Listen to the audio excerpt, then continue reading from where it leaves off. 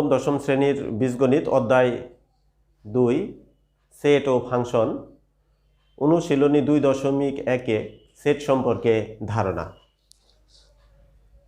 1 number, set সম্পর্কে প্রথম ধারণা কে দেন? সেট সম্পর্কে প্রথম ধারণা দেন জার্মান গণিতবিদ জর্জ ক্যান্টর। 1845 জন্মসাল এবং 1918 মৃত্যুসাল। সেট কাকে বলে? বাস্তব বা চিন্তা জগতের সুসংজ্ঞায়িত বস্তুর সমাবেশ বা সংগ্রহকে সেট বলে। সেটকে সাধারণত ইংরেজি বর্ণমালার বড় হাতের অক্ষর ABC, XYZ ইত্যাদি দ্বারা প্রকাশ করা হয়। এখন আমরা জানব সেটকে কয়টি পদ্ধতিতে প্রকাশ করা যায়। সেটকে দুইটি পদ্ধতিতে প্রকাশ করা যায়। 1 নাম্বার হলো তালিকা পদ্ধতি এবং 2 নাম্বার হলো সেট গঠন পদ্ধতি। এখন আমরা সেটের 3 নাম্বার একটি প্রশ্ন আলোচনা করব, সেটা হলো সেটের তালিকা পদ্ধতি বলতে কি বুঝো বা কি বোঝায়? সেটের তালিকা পদ্ধতি বলতে কি বোঝায়?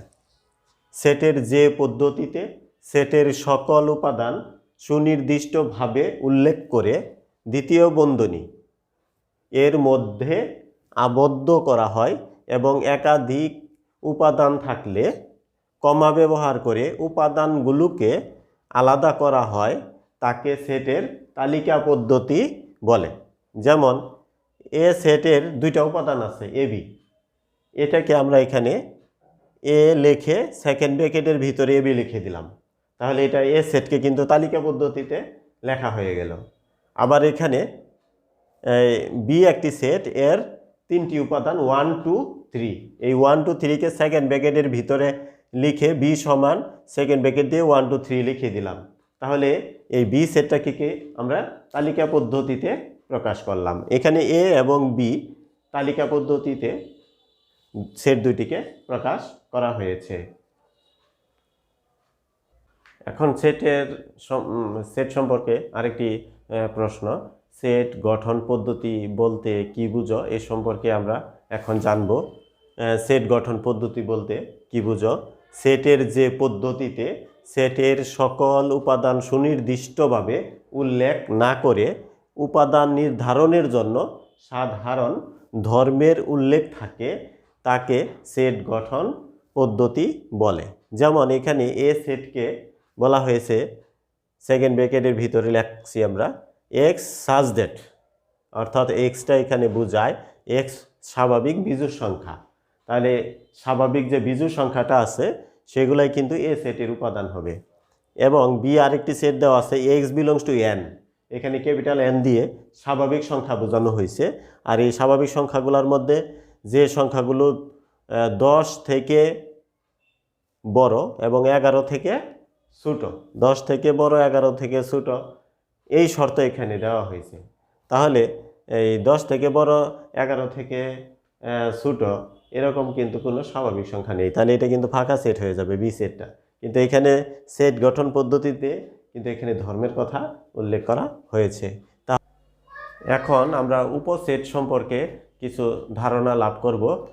যেমন এখানে এ একটি সেট দেওয়া আছে, এ বি সি হলো তার উপাদান, এ একটি সেট দেওয়া আছে, এ সেট থেকে উপসেট গঠন করো।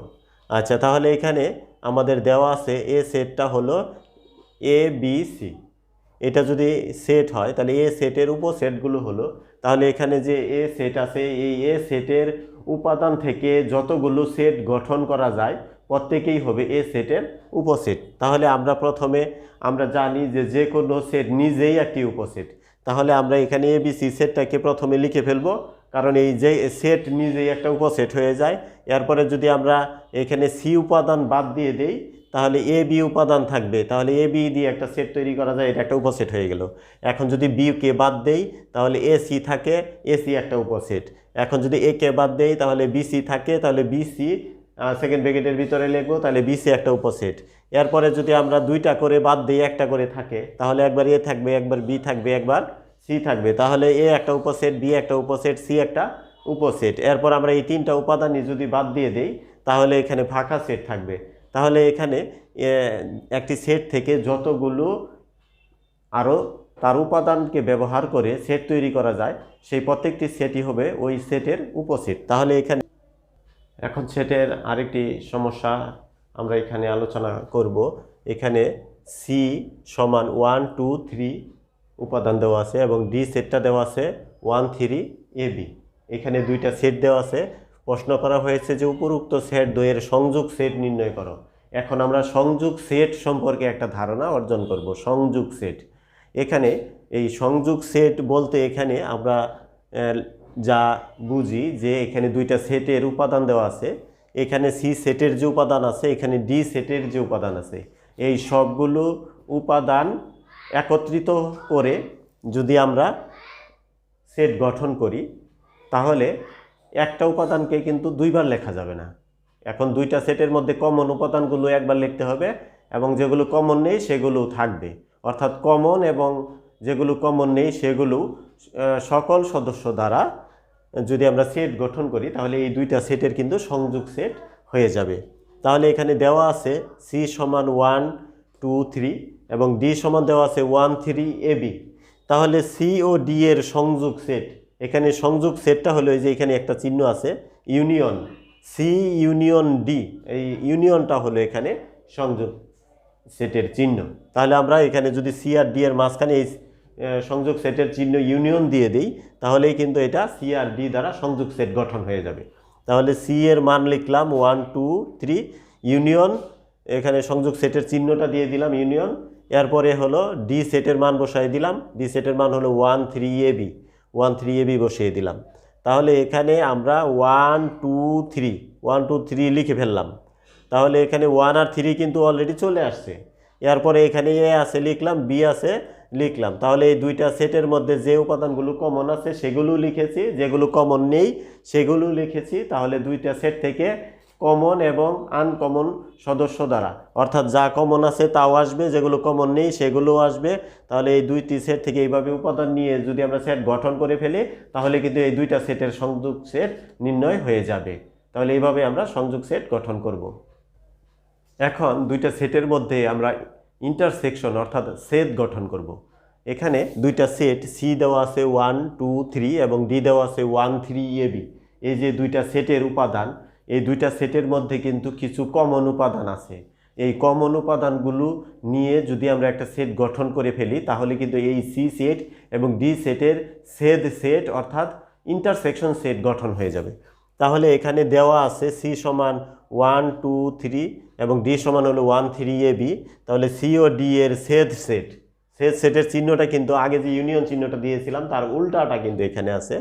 হ্যাঁ, তাহলে সি ইন্টারসেকশন ডি, এই চিহ্নটাকে ইন্টারসেকশন বলা হয়, বাংলায় বলা হয় ছেদ। বাংলায় যে বলা হয় ছেদ, এখানে যে সেট বলা হয়েছে এই সেটের চিহ্নটা হলো এখানে ইন্টারসেকশন। তাহলে এখানে সি ইন্টারসেকশন ডি, তাহলে সি এর মান বসিয়ে দিলাম 1 2 3, তারপরে আমরা এখানে যে চিহ্নটা দিব সেটা হলো ইন্টারসেকশন চিহ্নটা আমরা এখানে দিয়ে দিলাম, ইন্টারসেকশন চিহ্ন দিলাম। এই ইন্টারসেকশন চিহ্ন যদি আমাদের থাকে তাহলে এই যে সেট আর এই যে সেট, এই দুইটা সেটের মধ্যে কমন কি আছে? 1 কমন আছে, এখানে 1 আছে, এখানে 1 আছে, 1 কমন, এখানে 3 আছে, এখানে 3 আছে, এখানে 3 কমন। এখন এই 2 কিন্তু কমন নাই, এখানে 2 আছে, এই সেটে কিন্তু 2 নাই। আবার এখানে এই ডি সেটের মধ্যে এবি আছে, এই সি সেটের মধ্যে কিন্তু এবি নাই, তাহলে এবি কিন্তু এখানে কমন নাই। তাহলে আমাদের সি সেট এবং ডি সেটের উপাদানগুলোর মধ্যে 1 এবং 3 এখানে কমন আছে। তাহলে আমরা এই কমন সদস্য দিয়ে সেট গঠন করলে কিন্তু দুইটি সেটের সেট নির্ণয় হয়। তাহলে এভাবে আমরা সেট গঠন করব। এখন আমরা সার্বিক সেট সম্পর্কে জানব। সার্বিক সেট কাকে বলে? আলোচনা সংশ্লিষ্ট সকল সেট। আমরা যদি আলোচনা করার সময় A set, B set, C set ইত্যাদি সেট যদি বলে থাকি তাহলে আলোচনা সংশ্লিষ্ট সকল সেট যদি একটি সেটের উপসেট হয়, একটি সেটের উপসেট, আলোচনায় অনেক সেট বলেছি, এই সকল সেট হলো একটি সেটের উপসেট। তাহলে উপসেট হয়, তবে ওই নির্দিষ্ট সেটকে তার উপসেটগুলোর সাপেক্ষে সার্বিক সেট বলে। সার্বিক সেটকে ক্যাপিটাল ইউ লেটার দ্বারা প্রকাশ করা হয়, অর্থাৎ ইউ অক্ষর দিয়ে সার্বিক সেটকে প্রকাশ করা হয়। তাহলে যে কিছু আলোচনা সংশ্লিষ্ট সেট বলা হয়েছিল। এই সেটগুলো হলো যে সার্বিক সেটের উপসেট, অর্থাৎ এই সার্বিক সেটের সদস্য দিয়েই কিন্তু এই সেট আলোচনা সংশ্লিষ্ট সেটগুলো গঠন করা হয়েছিল। তাহলে আলোচনা সংশ্লিষ্ট সকল সেটের উপাদান এই সার্বিক সেটের ভিতরে থাকবে। তাহলে এখানে সার্বিক সেটকে ক্যাপিটাল ইউ অক্ষর দ্বারা প্রকাশ করা হয়। এখন আমরা নিশ্ছেদ সেট সম্পর্কে জানবো। নিশ্ছেদ সেট, ডিসজয়েন্ট সেট। তাহলে নিশ্ছেদ সেট বা ডিসজয়েন্ট সেট কাকে বলে এই সম্পর্কে আমরা এখন জানবো। দুইটি সেটের মধ্যে যদি কোনো সাধারণ উপাদান না থাকে, সাধারণ উপাদান বলতে এখানে দুইটা সেটের মধ্যে কোনো কমন সদস্য থাকবে না, অর্থাৎ সাধারণ উপাদান যদি না থাকে তবে সেট দুইটিকে পরস্পর নিশ্ছেদ সেট বলে। যেমন এখানে এ ইন্টারসেকশন বি, এটা যদি ফাঁকা সেট হয়ে যায়, অর্থাৎ এ এবং বি এর মধ্যে যদি কমন উপাদান একটাও না থাকে তাহলে কিন্তু A intersection B equal to ফাঁকা সেট আমরা লিখব। তখন এ ও বি কে পরস্পর নিশ্ছেদ সেট বলা হবে। অর্থাৎ দুইটি সেটের মধ্যে আমরা ইন্টারসেকশন করব। ইন্টারসেকশন করার পরে যদি আমরা ফাঁকা সেট পেয়ে যাই তাহলে এ এবং বি কে আমরা নিশ্ছেদ সেট বা ডিসজয়েন্ট সেট বলবো। এরকম প্রশ্ন কিন্তু তোমাদের পরীক্ষাতেও আসে যে এ এর মান দেওয়া থাকে, বি এর মান দেওয়া থাকে, বলা হয় দেখাও যে এ এবং বি নিশ্ছেদ সেট। তাহলে আমরা এই নিশ্ছেদ সেট প্রমাণ করার জন্য আমরা কি করব, এ ইন্টারসেকশন বি এর রেজাল্ট আমরা দেখব ফাঁকা সেট হয় কিনা। এ ইন্টারসেকশন বি এর রেজাল্ট যদি ফাঁকা সেট হয়ে যায় তাহলেই কিন্তু আমরা বলবো যে এ এবং বি নিশ্ছেদ সেট বা ডিসজয়েন্ট সেট। এখন আমরা জানবো পূরক সেট কাকে বলে। পূরক সেট সম্পর্কে আমরা জানবো।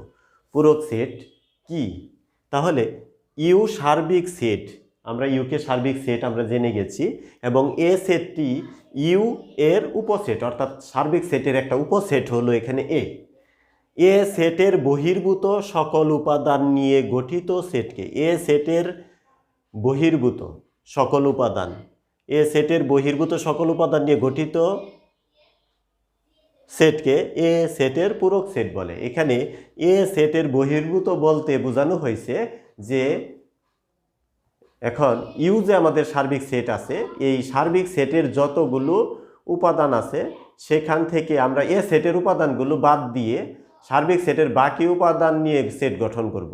তাহলে কিন্তু আমরা এ সেটের পূরক সেট আমরা পেয়ে যাব। তাহলে এ সেটের পূরক সেটকে এখানে কমপ্লিমেন্টারি সি আছে, এখানে টু দি পাওয়ার সি বা এ প্রাইম দ্বারা প্রকাশ করা হয়। গাণিতিকভাবে এ প্রাইম সমান ইউ বাদ এ, অর্থাৎ সার্বিক সেট থেকে এ সেটের উপাদানগুলো আমরা বাদ দিয়ে দিব। যেমন এ সার্বিক সেটের উপাদানের মধ্যে যদি 1 থেকে 6 পর্যন্ত উপাদান থাকে, অর্থাৎ 1 2 3 4 5 6, আর এ সেটের উপাদান যদি 1 2 3 হয় তাহলে আমরা সার্বিক সেট থেকে 1 2 3 বাদ দিয়ে দিলাম, তাহলে কিন্তু আমাদের 4 5 6 থাকে। এই 4 5 6 কিন্তু এ সেটের পূরক সেট হয়ে যাবে। তাহলে আমরা সার্বিক সেট থেকে এ সেটের উপাদানগুলো বাদ দিয়ে সার্বিক সেটের বাকি উপাদান দিয়ে সেট গঠন করে ফেলবো, তাহলে কিন্তু আমরা এ সেটের পূরক সেট পেয়ে যাব। এভাবে আমরা পূরক সেট গঠন করব। এখন আমরা শক্তি সেট সম্পর্কে জানবো, যে শক্তি সেট কাকে বলে বা শক্তি সেট বলতে কি বোঝায় এই সম্পর্কে আমরা জানবো। তাহলে শক্তি সেট কাকে বলে? কোনো সেটের সকল উপসেট দ্বারা গঠিত সেটকে ওই সেটের শক্তি সেট বলা হয়। যেমন এ সমান 1 2 একটি সেট, তাহলে এ সেটের উপসেটগুলা কি হবে? যে কোনো সেট নিজেই একটি উপসেট। তাহলে আমরা এই সেটটাকে নিয়ে আসলাম, এখন 2 বাদ দিলে 1 থাকে, আর 1 বাদ দিলে 2 থাকে, আর 1 2 বাদ দিলে ফাঁকা সেট থাকে। তাহলে আমরা কিন্তু 4টা কি পেলাম? এখানে উপসেট পেলাম। এই 4টা উপসেটকে যদি আবার সেকেন্ড ব্র্যাকেটের ভিতরে আটকিয়ে দিয়ে লিখি, এই 4টা উপসেটকে এখানে সেকেন্ড ব্র্যাকেটের ভিতরে যদি আটকিয়ে দিয়ে লিখি তাহলে আমাদের শক্তি সেট হয়ে যাবে। তাহলে এ সেটের শক্তি সেট, এটা পাওয়ার সেট অফ এ, এখানে পি অফ এ বা পাওয়ার সেট অফ এ সমান এখানে যে উপসেটগুলো আমরা পেয়েছি এই উপসেটগুলো এখানে প্রথম থেকে শেষ পর্যন্ত, প্রথমে একটা সেকেন্ড ব্র্যাকেট, শেষে একটা সেকেন্ড ব্র্যাকেট, আর এই সবগুলো সেট এখানে এই সেকেন্ড ব্র্যাকেটের ভিতরে আবার আমরা লিখে দিব। তাহলে উপসেটগুলো দ্বারা যে সেটটা গঠন হয়ে গেল সেটাই কিন্তু শক্তি সেট।